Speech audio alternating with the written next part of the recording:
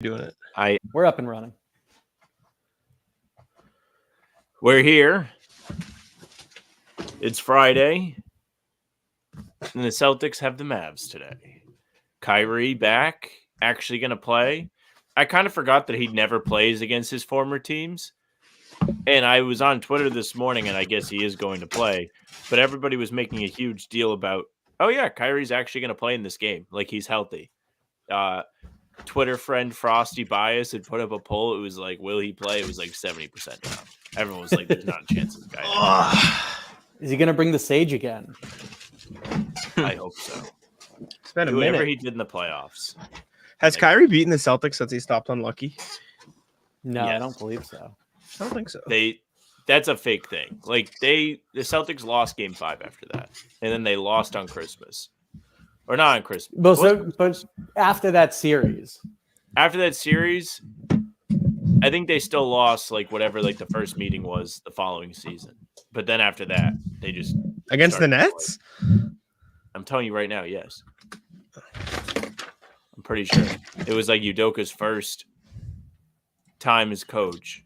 Harden was still on the team. you know, that actually is probably true because they were pretty rough until mid-January. Yeah, They probably I did. think they had even been playing well at the time. They were like 11-3 or whatever in the last X amount of games. I guess 14 is the number. But they got killed by the Nets. It wasn't even close. They got blown out on Christmas at TD Garden against the Nets. Mm. But since then, I guess, yeah. Oh, yeah. I'm 1 season ahead. once You're it probably flipped, it turned aggressively. Yeah. It was, excuse me, a while since then. Feels like they've beaten up on Brooklyn for the last like 6 times they've played them, I guess. I guess that was 2 years ago now. Yeah. It feels like last season. But I mean, they have killed them Kyrie didn't play in that game. far more often than not. Kyrie didn't play in that game when they lost in November. The Nets beat him, but Kyrie didn't play. Oh, okay. It was the LaMarcus Aldridge, DeAndre Bembry Nets that took down the Celtics. Shout out DeAndre Bembry. Yeah, Oh, so, Kyrie's last game as a net was a Yeah. 40-point blowout. so I'd contend that Kyrie still has some inner Celtics demons that he has yet to erase. I'm sure he does. I'm sure he's thrilled that he's going to play in front of a crowd that's going to trash him. Probably lots of Celtics boos, RJ. Yes, sir. All right. Do we want me to do an intro, or do we want to use Sam's thing as an intro for the pod and just roll from here? It's up to you. Bobby, I'll let you decide that. I'd say let's but- just get into the show. I think that All right, sufficiently covered perfect. it. Fine by me. Well, as Sam mentioned, Celtics taking on the Mavs tonight. Kyrie in town. I'm more interested to see Luka in town.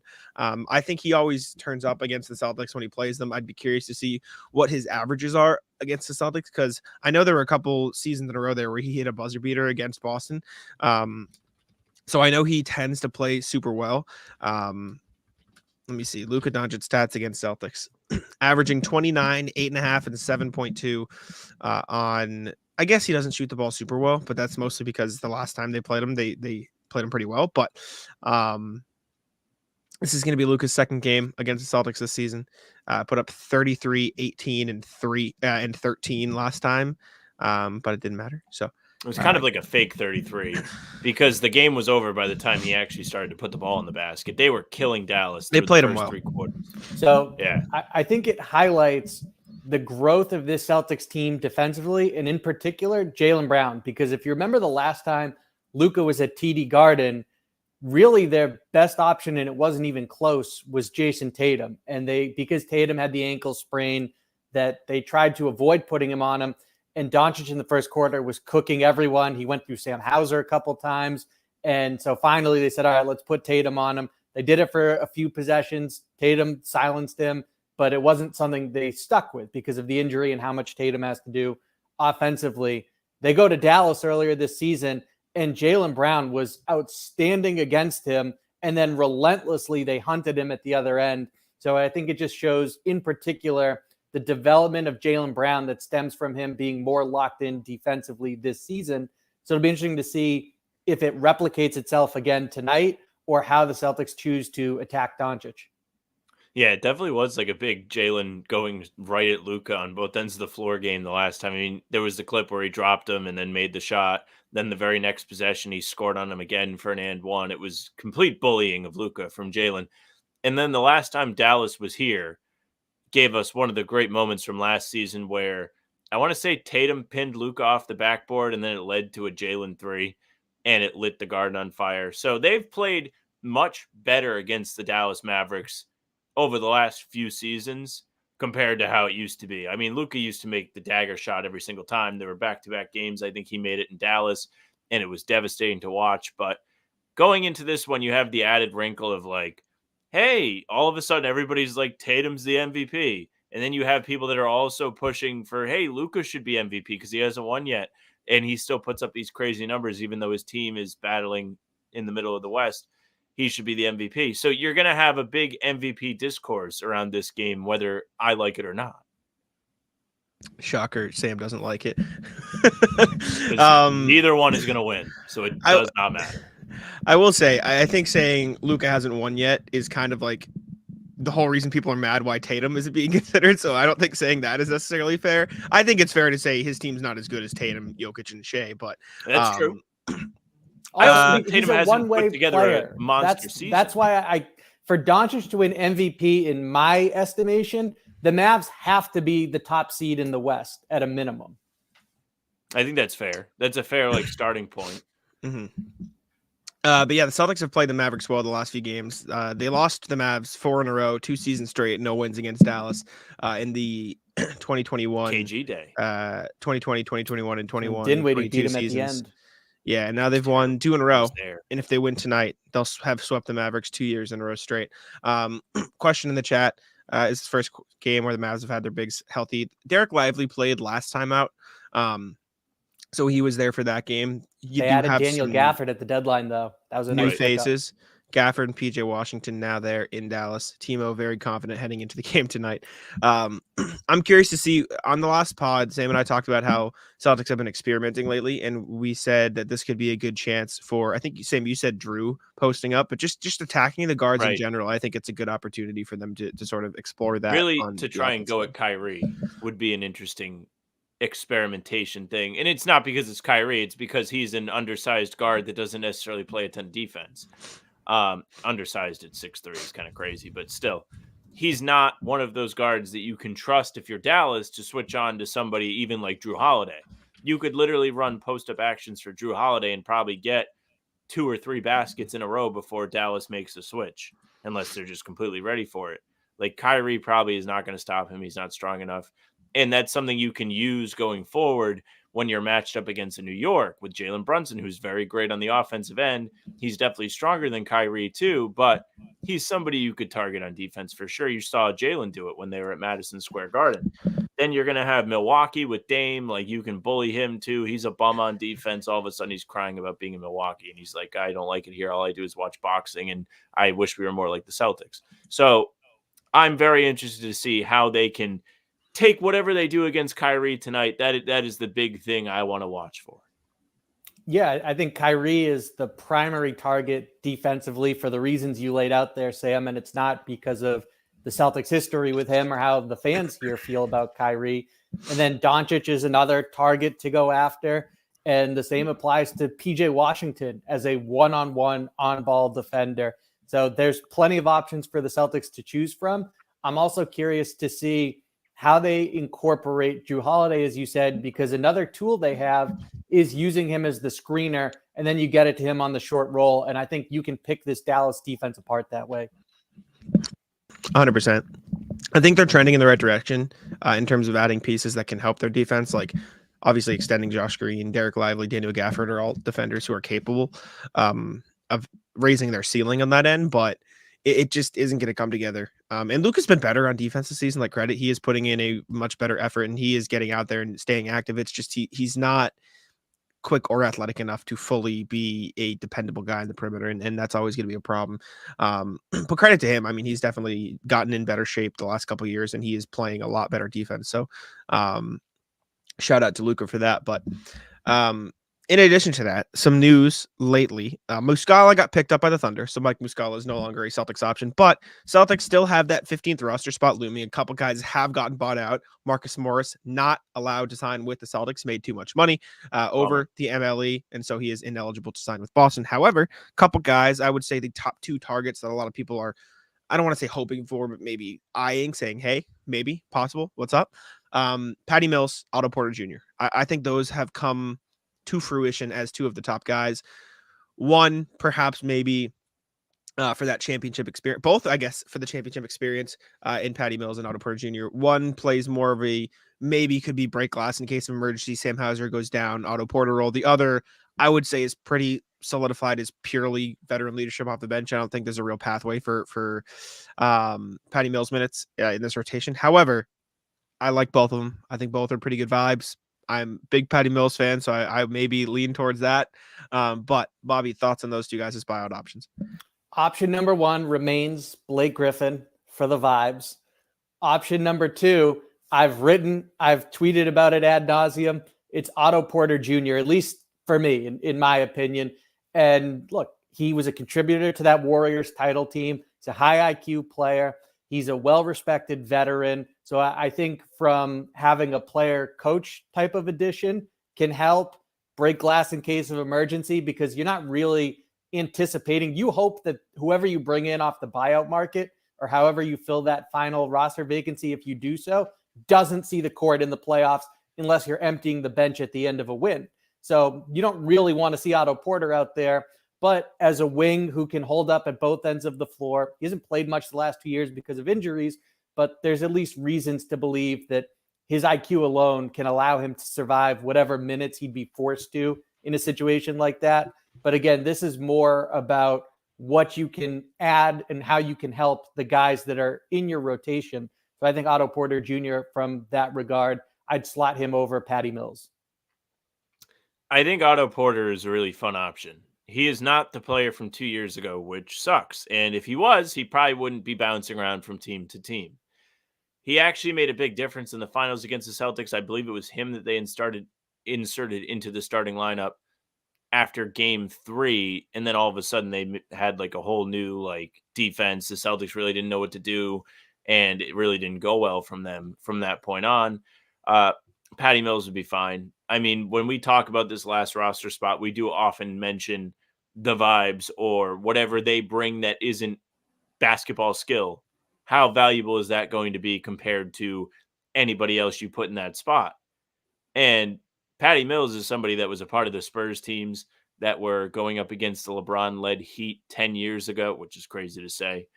And he's got not only championship experience, but sustained success experience, which can be very valuable to a Celtics team like this one trying to make the push. But Otto Porter's fine. John's saying he's only 30. He's like, yeah, he is only 30, but he's still kind of falling off a bit because he hasn't been able to be healthy. I just think I enjoy Patty Mills. I think it definitely makes more sense to target Otto Porter Jr. for the wing depth. But I like Patty Mills. I think he's good vibes. I think he's fun. And I just don't think anybody who gets signed to that 15th spot is going to play any actual minutes. But is there anybody else we missed, Bobby? Any other names that you're eyeing or you think could be possible? I don't anticipate it happening, but just a name when you consider lengthening out the list of candidates is Furkan Korkmaz. If they look at him as size and shooting and wanted to take a chance, why not? I'm not saying it'll happen, Sam. I'm not saying he's at the top of the list. He's just another option available. Listen. As much as people might laugh, and as much as I know Sam just laughed, realistically, if you want to target stockpile potential Sam Hauser replacements for when he inevitably signs for $15 million, Furkan Korkmaz isn't crazy. When he was getting real minutes, he was shooting 40% from 3 on 5 attempts for those Sixers teams. He just fell out of the rotation, and then it was cooked from there, right? He was just knocked out of the rotation by Doc Rivers, and other guys surpassed him or other stuff came up. When he is shooting the ball well, he could be a legitimate guy. You'd have to work on his defense like they did with Hauser, with other people in the G League. But if you want to stockpile potential replacement options, you got Drew Peterson up there, you got Korkmaz, if you go for Korkmaz, I don't think it's that crazy to start bringing guys who could potentially maybe fill that role, because you might as well throw some darts. He's seen the floor in an NBA playoff game. So that right there he's young enough. There's upside to continue working with him long term, as you laid out there, Jack. So there are reasons to go in that direction. Sam, nothing to add. Korkmaz is like whatever, dude. Like you have Mikhailou, he's basically going to be the same thing. Well, yeah, You but might I'm as well saying at least like diversify it. Yeah, I know, but if you want to take a chance, like I would argue Korkmaz is probably a better defender than Mikhailou. Definitely. Whatever. But it's splitting hairs at this point. It does not matter. And well, so is splitting hairs with Otto Porter and Patty Mills. Appease Timo. I mean, Keita is here, so you really want to be like, you have to do it no matter what.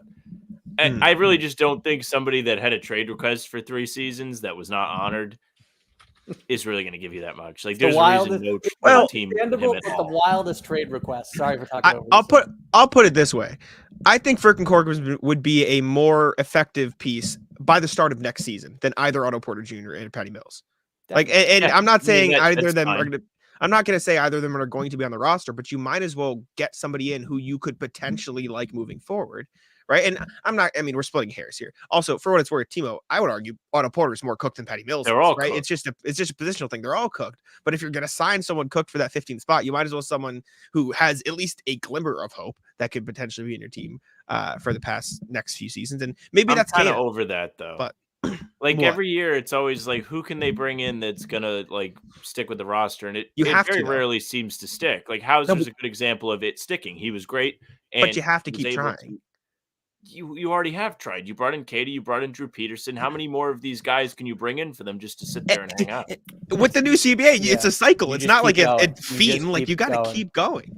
You could do it in the summer. I'm not saying it's a bad idea for next season, but at this point, what are they going to get for 2 months? Like you might as well just bring in somebody that can give you a little bit of extra insight or whatever you may get from Patty Mills. I think that's valuable too. I'm just saying, like, I don't think it's a terrible idea to get 2 months of a look at Korkmaz, send him in the G League, and like see what you got. I think they're both equally as valuable at this point. Like, either test out somebody long term who could potentially be a Sam Hauser replacement, like a 2% chance, but still a chance, or get that insight for a playoff run. Like, it's not like they're completely lacking that too. It's not like Patty Mills would bring something that is not on the roster. So I think they're both. It's a crazy option. It's not happening. I'm aware of everything of how people are going to react. I co-sign the responses that are coming. But if we're talking about vibes and being able to help this team in the playoffs in terms of veteran knowledge and wisdom and all of that, Joe Johnson is someone who came back during the pandemic, cycling through the roster, and the players loved it and talked about how much respect they have for him. So if we're talking about Blake Griffin being option number 1, they're not bringing Joe Johnson out of retirement and all that. I get it. But he checks all the boxes that Blake does, just from a vibe standpoint, I'd say to a less extent because he was here for a much shorter period of time. All right. So I'm going to say this. It needs to be said. Blake Griffin is not walking through that door. Joe Johnson is not walking through that door. Happy anniversary, Rick Pitino. Today's the day. That's the only reason. I would like to come through the door, actually. I thought you were going to bring up somebody else's name, and I was like, I don't think we're going with this. I was waiting for the Korkmaz is not walking through that door. I was waiting for the IT angle. I thought you were saying, who could walk through the door. I thought that's where you were going with it. But he's not walking through the door. He's trying. They're just not letting him. Mm-hmm. Well, so if you're saying all these guys aren't walking through, you seem to be thinking it's down to Porter and Patty Mills. Me? No, Sam. Oh. Sam. Who just froze at the worst time. Oh, yeah, that is very tough timing. I was like, wait, what? Yeah, John will be live later for the pregame as per usual as well. Thank you, John. Like the video if you can while we wait for Sam to unfreeze and give his thoughts. Welcome back, Sam. That was good timing. How are we doing? Bobby, what'd you ask him again exactly? So, Sam, based on who's not walking through the door in your estimation, you basically think it's down to Porter, Mills, potentially converting Keita, or maybe even you're thinking, hey, they might not fill this spot at all. Or Joe Mazzulla. You saw the clip come out about how he ruined DeMarcus Cousins and John Wall's NCAA tournament run, if I could speak. Jesus. Literally, he invented the Drew Holiday guarding the big guy when he did it, which I saw somebody tweet. It's not my original thought. Did you guys see the thread of... it was. I just can't stay connected, I guess. Sorry. Drew Holiday, go out in peace if you're going out, brother. Drew Holiday is the LeBron James of Patrick Beverly's. And then it was like that's an Taco elite Fall. tweet right there. Taco Fall is the Killian Hayes of Victor Wembanyama. It was Ben Wallace is the LeBron of Robert Williams. There was a lot of them. It was very funny. I don't like that at all. Robert Williams made an offensive impact. It was very entertaining. All right, what else we got? Checking here. Wick Grosbeck talked Grossbeck, about Jack. Grossbeck. Is it Grossbeck? I thought it was Grosbeck. Wick Grossbeck. I think it's Grossbeck. I promise you it's Grossbeck. All right, I'll trust you. Wick Grossbeck. This was an interview that you posted to your timeline, Bobby. You mind telling us where it was from and run us through what Grossbeck said? So it was in an interview with Duke Castiglione of WCVB, which is a local news station in Boston.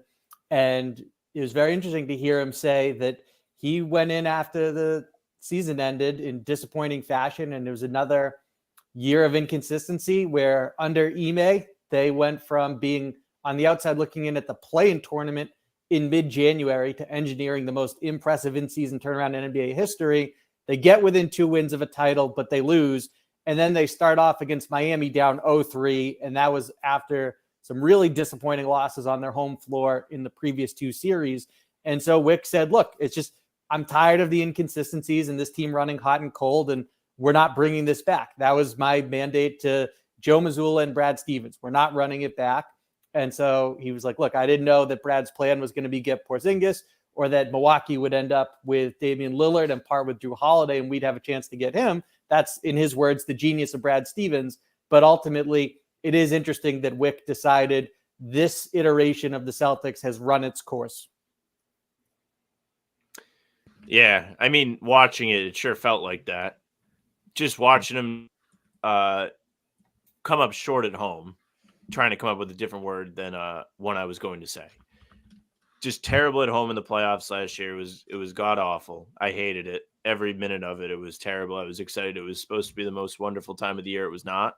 It was the worst. Like, I was physically ill from some of it. So the fact that they decided that's enough, respect, because I don't know if I would have done that myself. I didn't want to see them blow up the team. I liked the group they had. I just thought, they just needed like that little extra shove to get over the hump. And listen, watching this season has been fantastic. The things that I have to come on here and be upset about are so minute and meaningless compared to things I could complain about from 10 months ago. To be clear, you don't have to complain. You could just... Somebody's got to complain. You got to be authentic to who you are, Jack. Somebody's got to complain. Do they? Tatum will take 23. Jack's like, it's okay. He's Tatum. To a degree, yeah. Like, they're winning and he's firing the shots up. Just fired him up. But yeah, much better than watching last year's team, because you've grown to trust them at home. You've grown to trust them a bit more in big spots, even though they annoyed me beyond belief with the Lakers loss. For the most part, they've been nearly perfect. Mm. Yeah, I mean, look, it just kind of felt like the team had run its course. Like, there were problems with it. It was imperfect. Like, they had the talent to overcome the imperfections, but it didn't happen like over and over again. So like, at what point do you just call it? And apparently what Grossbeck said the point was last season. Like, he was like, all right, we're done. Like, this is it. We're not running it back. I'm sick of it. And to his credit and to Brad Stevens' credit, they built a phenomenal basketball team after they decided we're done with this. And I think you couldn't really ask for too much better than how they've performed this season. I mean, they've been the best team in the league. Comfortably.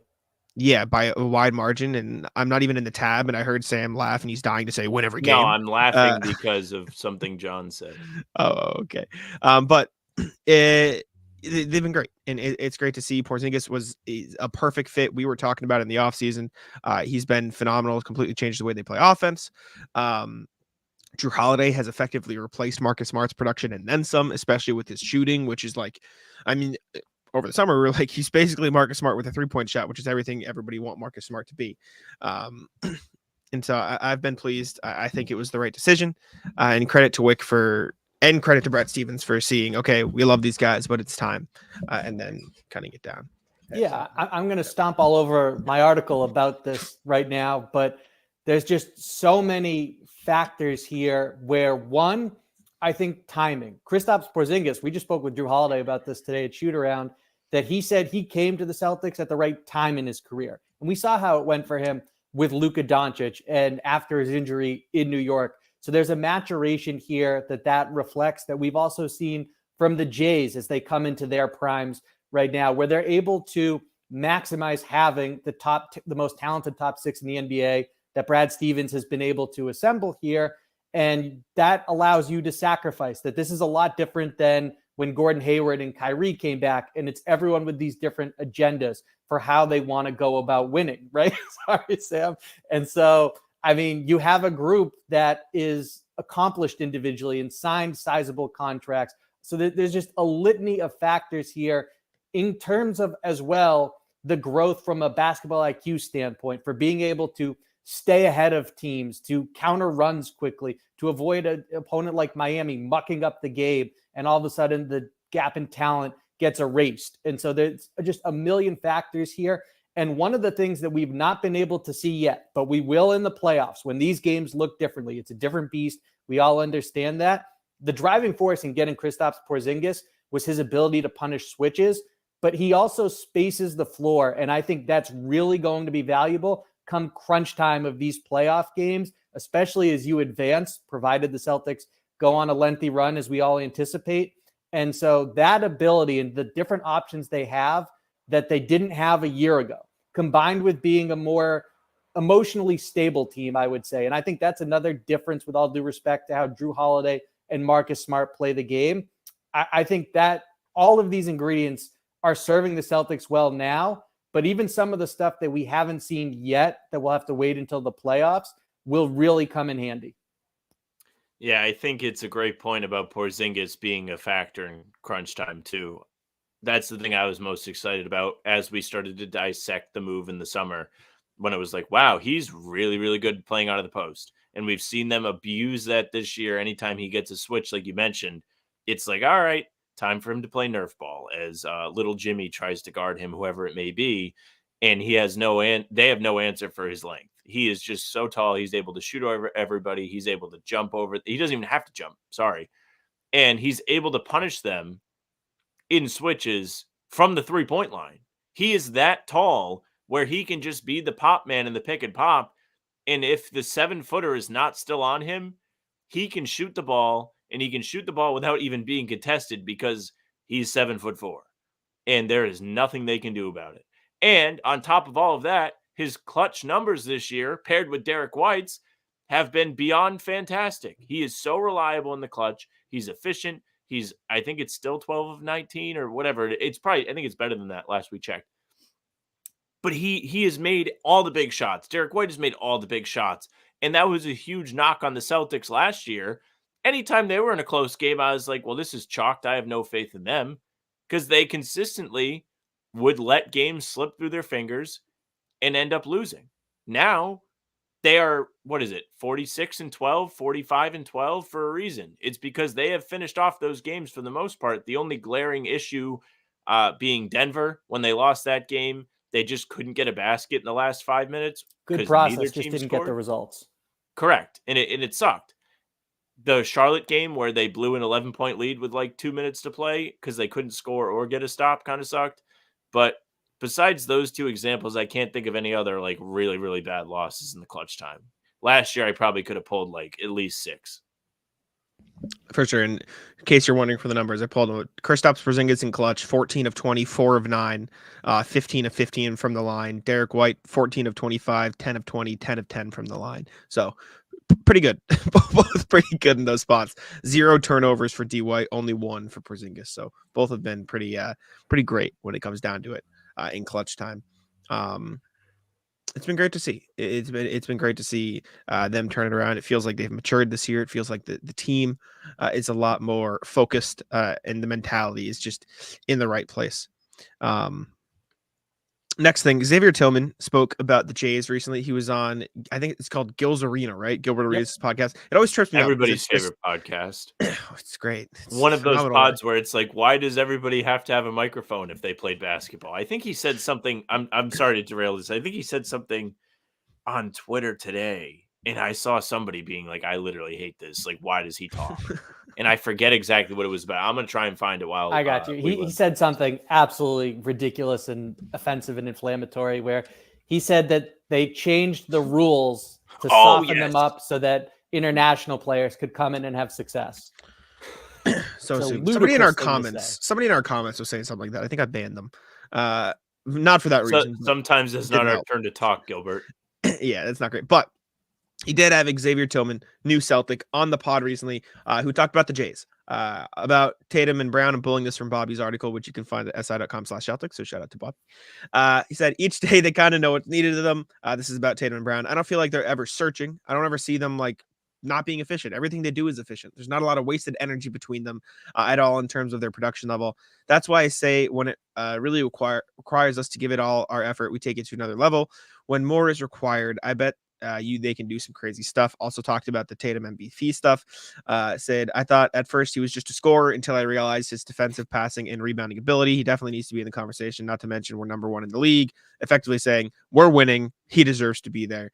But yeah, high praise from an outsider, now insider, about the Celtics and his perspective on Tatum and Brown, which I think is important. Like, I feel like that's how fans feel a lot of the time, or they have for years, that these guys just score. But then hearing a player who was on an opposing team for so long come to Boston and say they do so much more than that, and I didn't realize, should give you some real perspective on how good these guys are. Yeah, absolutely. And to start with the first part there, I think that's really important because I think you could see from day one when they arrived that Tatum and Jalen are two individuals with a good head on their shoulders. And so as you continue to mature and navigate your way around the league, what you see is what Xavier Tillman hit on there, that they're not searching. They know what's required of them. I also think that is a point in the Celtics' favor as an organization and how they're run. And so there's no wasted movement or energy or anything. They're efficient in how they handle their business. And that's why I saw Michael Hilly in the comments say he thinks that this team has another level they can get to. Me and Xavier Tillman both agree with you, Michael. And it's nice to hear something like that, because it's not just that, hey, these are two superstars, because there's plenty of players who either have the potential to be that or they are, but they're not winners. I think what makes these two winners is their maturity and how they handle their business. And that's what Xavier Tillman was hitting on. My favorite aspect of this chat has been John's comment. What else would you expect Tillman to say? If I was Tillman and I was trying to give a cookie cutter answer, I'd just be like, yeah, he's great and everybody knows it. I wouldn't be like, hey, I used to think he kind of sucked, or at least he didn't do everything. And now I got here and, oh my God, he plays defense. Oh my God, he rebounds. He can pass. Like, Tillman literally went out there and was like, yo, I was wrong. My bad. He could have just been like, yeah, everybody knows it. It's easy. So that is my answer to you, John, is he would have been like, listen, like, this is the most obvious thing ever. He said it in such a bizarre way that, like, I love that quote, because he's talking about it and then slowly realizing, oh nope, he does this, he does that. And it's almost like the kind of thing that you want to spread to national media members, where it's like, hey, this guy doesn't just score. And that's why it doesn't really matter that he doesn't score 30 a night, because he's doing everything else. And it's something we've really learned watching him grow as a player, when he can have 19 points in a game against, who was it earlier this week? He only had 19. It was like Jalen had, the Knicks. And he was still impacting the game defensively. He was on the glass. He was setting up his teammates. Like, hell if I care if Tatum scores 19 points, as long as he's still doing everything else. And he's picking his spots and making the right decisions. Perfect game from Tatum. I don't need to see him score 30. And Jack, we had that sentiment years ago. It was like, if Tatum's scoring 30, is this team really good? No. Yeah. And we saw it last year, and I think it was a good team. It was just a flawed good team, and now they're more complete. Right. And you can clearly see the difference between the two teams. John, also, did you see Tillman shooting threes at practice? We have seen Tillman shooting threes. The form, very good. Yeah, this is a good topic. The Horford replacement thing. I was thinking about this. Somebody else commented about this too. And we went to the game on Tuesday. All three of us were there, and we were watching Tillman, and Jack is like, look at this man shoot. His form is fantastic. And it truly is. fluid motion, comes right through the shooting pocket, and he makes a lot of his like practice attempts. How is this man only shooting like 20% on the season? What is going on that he's not making threes at a consistent clip? Wasn't playing with real point guards in Memphis because of injuries. So when Marcus and Ja aren't on the court, those touches look different. That's true. Definitely. I feel like he had to create a bit more, which just isn't his strong suit. Or just like, you get the ball later in the shot clock and it's contested because it got there slower than it needed to. The pass isn't as good, right? There's all these different factors. Also, yes, with Tillman, the ability to stretch the floor is there. I'm also excited. That's a big man crashing the glass, being able to extend possessions. But just from a shooting form standpoint, Jaden Springer has a really clean shot and pretty sound mechanics that are easily repeatable. And so I absolutely believe between that and his explosiveness that he can develop into a legitimate two-way player. Yeah, I mean, we were all watching him. The only thing I would say about Springer is there's not a ton of arc on his jumper, which is something they're going to hammer into his brain. Like, hey, buddy, shoot that high as you can. Just try and hit the jumbotron. I'm excited to see. I'm high on Tillman. I think the defense is there, and that's the most important part. So seeing what else, Double Dose of HP. We're here. We're ready. Shorts for Tillman too. He's also a really smart player, Tillman, which helps with everything. Good guy. Sure. He does have a lot of Al Horford qualities. Agreed. Bobby, anything else you want to cover today? I'm ready for trivia. Sam, you ready for trivia? The people are ready for trivia. I mean, there's 51 of them in here. I only see one like on the Facebook page. I don't have the YouTube open, but everybody better start liking. We're ready. We're ready. In the Facebook's defense, there are 0 people watching on Facebook right now. So that's okay. That's okay. But thank you all watching. Let's get into trivia here. Trivia courtesy today of Celtics Canada on Twitter, who DM'd me a Celtics question. I don't even think they're here, but thank you to Celtics Canada shout out for the trivia. You can watch it back and hear the shout out and watch the trivia question. But the question is, and I need to give some context here because it's important to the question. Question is, who has the highest field goal percentage in Celtics history?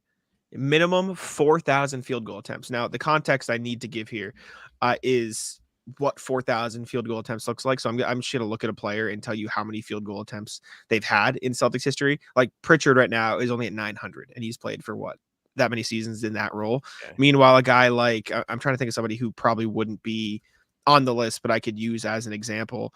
You be like Luke Cornett.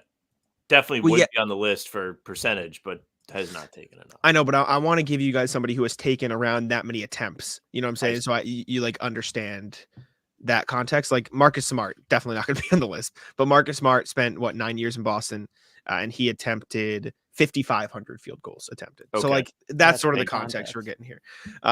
So let me share the Google Sheets, and now I'm going to let you both agree on this. Now, if you say somebody who has not attempted 4,000, do you want me to give you another guess, or do you want me to just give you a 0? No, 0. Okay, that's right. I wanted to let y'all decide that because I didn't want to be. Stakes are high. Okay, it's 1-1 in the series. Let me just share the screen here for the trivia. Because I feel like that's how the rules have been pretty consistently. Like, what was the one? Hit the song. Clean music lover. Happy birthday from Talkin sees to you. We wish it was our birthday so we could party too. Hey, thank you, Sam. What was the question? Sorry. It was like the last. I feel like we've had a couple of these before where like guys just haven't qualified for whatever time range. Yeah. And it's hurt us. Yes. So keep it consistent. Jake, we're recording around 10-ish in the morning tomorrow. So if you email us anytime today, we'll get to it on tomorrow's pod for Sunday. So thank you. All right, let's get into this. Comments off, by the way. Comments off. Yep. Shut them off. See, there's 9. I did say that like it was a question. It was a statement. It's on me for the delivery, though. Okay. Highest field goal attempted. I'm on StatMuse, so if you'd like to yell at StatMuse. Highest field goal percentage in Celtics history. Minimum 4,000 field goal attempts. I believe who's starting? Who won last round? Bobby's first because he won. All right. Did he? Okay. Well, I guess he can pick technically. Yeah. I won the first one. I'll take the ball. Yeah. And we're doing this so like if one person has a 60%, one person has 40%, it'd be 50%. I'm accumulating them instead of adding them up. So whoever is the highest average. Yes. Okay. Yes. Okay. So Bobby, hit it. I might be starting with the ground rules we just went over. This might be a 0, didn't qualify, lose your turn. Oh, But no. we're going to come out of the gate swinging and go Larry Bird. Let me see. All right. Yeah, he definitely qualified. He was here for 13 seasons, and Marcus definitely did not take as many shots as him. I'm going to 1 decimal point, by the way. Okay. That's fair. So there you go. Okay. I'm gonna put it like this. I'm gonna do just so it's easier for me to add in the end. Okay. I'll say Actually, Robert Parrish. That doesn't look as good, so I'm not gonna do that. Robert Parrish. Alrighty. Let's do one of these. Bang bang. Okay, that's not how you spell his name. Bang. Bobby, back to you. John Havlicek. Alrighty, let's see here. All right, bear with me here. That's okay. I've got to find the numbers. The copy paste is not as easy as the other lists. John Havlicek. Oh, Oh, A little bit low. A little bit low. Back to you, Sam. That was it. Does this include playoff game? You probably don't know. I'm just on Stat Muse, so I'm assuming this Okay. is just regular season games. Okay, I won't odd any further. I can tell you the answer if you want to know. I'm gonna guess Kevin McHale. that was literally my next guess, and almost went with him ahead of Havlicek. Kevin McHale. I always think of Kevin McHale in the Converse rap commercial. He's just so awkward. Bobby or Sam in the leader now, but Bobby could still come back because if Sam drops a 0, it's done. Oh, Sam. You know what I'm saying? That is true. Do it for the sake of entertainment. Sam could also guess some like bad guesses, and Bobby can get into it. But John, sorry, Bobby. John is in it for Sam. It's all good, Back John. to you, We don't Bobby. know each other. I will go with Sam Jones. You hit him with the "don't know you, little bro." All right, Sammy Jones here. Sam Jones. There you go. Sam, back to you. I'm gonna guess.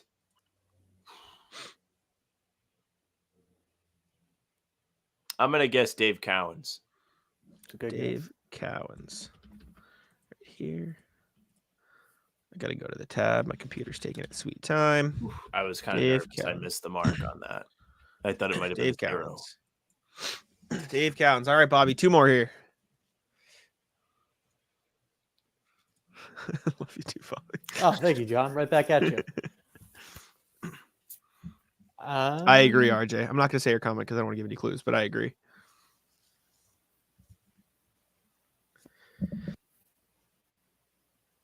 Sorry, I had someone and then decided to. That's okay. Let's go with JoJo White. JoJo White. Alrighty. It's not a great reaction, Jack. There we go. Oh. JoJo. There's JoJo. All right, 2-1 Sam. We're already preparing our comments at the podium post game. I'm gonna guess Paul Pierce because I know he definitely took over 4,000. Sam's playing strategically right now. I know he Paul probably did not Pierce. shoot that high of a percentage, but I know he took more than 4,000. You can take swings though. There's Paul Pierce. Oh, it's not there bad. for you. All right, Bobby. Need a big hitter here. I don't got it, but I will go. I will go with Tommy Heinsohn. Tommy Heinsohn. Let me go to Basketball Reference real quick. One second. No. I'm sorry. Tommy Heinsohn. Regular season. Alrighty. Tommy. This has been a series of all blowouts. I know. It's a boring series so far. Sam, to you. You should need to be on the board here, realistically. I know. I'm a little nervous. Duff it, Sam. Duff it. I'm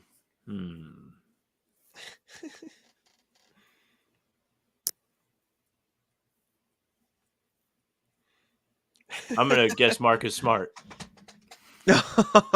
that's kinda rat cheating. list. That's That's cheating. ratless behavior. You might That's lose for that. horrendous. That's performance enhancer. That's bad. You might have just DQ'd. I turned heel. That's horrendous. I think that's a DQ and a loss. I DQ a lot. don't think I'm allowed to.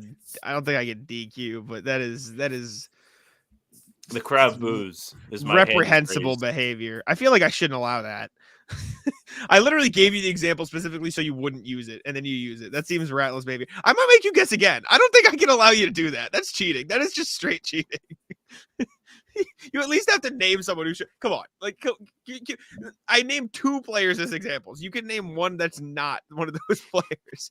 Yes, you can, RJ. You can post it in the chat now. They can't see chat, and I'll put it on. I Give me can't see somebody else, chat. Sam. I'll just guess Bill Russell. Okay, all right. I'm sure that is on the list. I didn't. He's just even look at afraid. that. Like I was like, I don't know. Like Yeah, but Russell's on the list. You're good. I just respectfully I couldn't allow that. Come on, like that's unfair. Yeah, you're good. But Russell, I know he did his work closer to the basket than Heinsohn. I'm still surprised his field goal percentage is higher. None of you guys guessed number 1, and RJ got it in the chat. Shout out to RJ. I'm not about to have, guess like, number a- 1 Mr. correct. Mr. Max. You just held. How do you know yeah, I wasn't going to say it? Well, you both. I wasn't. I did think about I was- Cedric, but I wasn't. Sure I he wasn't was coming here long with enough. Cedric. You Shout out both to had him, 5 though. chances to get it. And you didn't, so I Yeah. put it in the chat. It wasn't coming out of my mouth, but He got 49.84, so he reached the 4,000 mark. What was the number? 60. 55.9. So it's right above. Sam, you I got was 2 and 3. close. Parrish and McHale were 2 and 3. Garnett was 4th at 52. KG, I wasn't sure about. I but was. did I think swear to he would God, I be was a about good to say guess. Garnett. So give me the win. Excuse me, 49.50. Other guys up there, 48 and above. Reggie Lewis on there.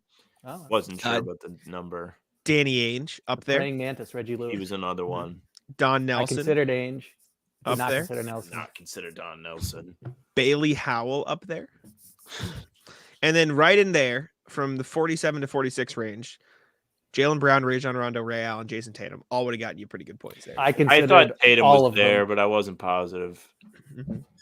Alrighty. Instead, That's a 2-1 to I Sam. went took it back to the day, and it didn't come through for me. I have yet to had to break out the calculator so far. It's been blowouts. Like it's been just gone. So, all right, Bobby. Anything else before we wrap up here? No, we'll just hopefully the trend of blowouts and alternating who wins continues next round. Is see this what going to be happens. I can punt when I guess first, or when I have my who wants to go first? Because the one that has gone first has lost every single time. This is true. Well, thank y'all for tuning in. We appreciate it. Make sure to leave a like on the video and subscribe to How About Them Celtics. Check out Bobby's work at si.com/Celtics inside the Celtics there. And I'll let Sam take it out.